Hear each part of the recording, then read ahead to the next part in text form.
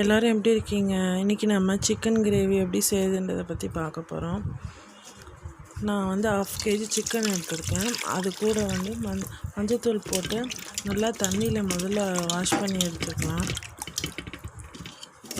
1 or 2 times wash பண்ணுங்கள். அப்போ தான் நல்லா அதில் இருக்கிற அழுக்கெல்லாம் போகும்.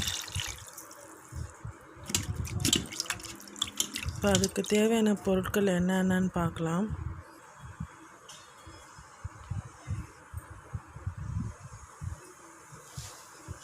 ஃபஸ்ட்டு 4 பிரிஞ்சி இலை, கொஞ்சம் ஓமம், 4 பட்டை, 4 லவங்கம், இஞ்சி பூண்டு தேவையான அளவு, ஒரு 2 வெங்காயம், 2 தக்காளி, சிறிதளவு கொத்தமல்லி, சிறிதளவு கறிவேப்பிலை.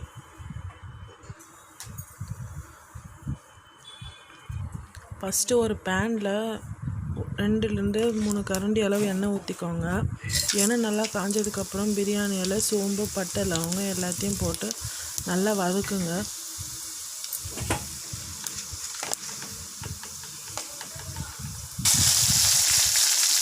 அது கூட வெங்காயத்தையும் ஆட் பண்ணிக்கோங்க. வெங்காயம் நல்லா கோல்டன் ப்ரௌன் அளவுக்கு வதக்கணும். இஞ்சி பூண்டு விழுதையும் ஆட் பண்ணிடலாம். தக்காளியும் ஆட் பண்ணி நல்லா வதக்குங்க. கொத்தமல்லியும் ஆட் பண்ணி நல்லா வதக்குங்க.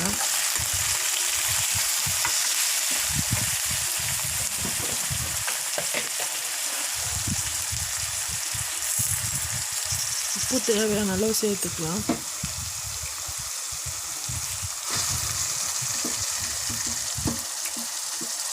நல்லா வதங்கட்டும்.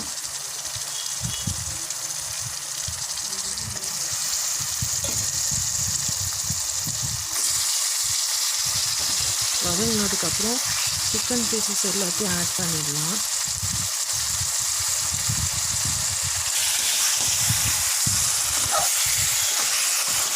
நல்லா கலந்து விட்டுருங்க.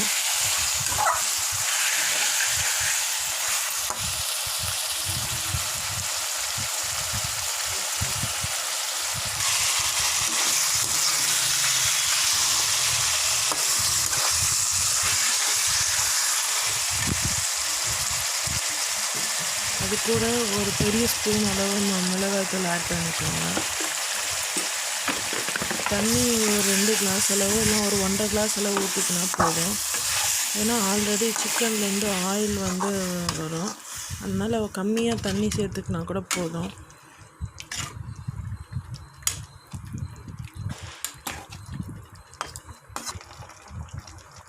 நல்லா லிட்டு க்ளோஸ் பண்ணி நல்லா ஒரு 10 minutes சிக்கனை வேக வைங்க. இப்போ எடுத்துடலாம். பாருங்கள், நல்லா இந்த அளவு கொதிக்கணும். இப்போ பாருங்கள், சிக்கன்லேருந்து ஆயில் நல்லா எல்லாம் வெளியே வருதுன்னு.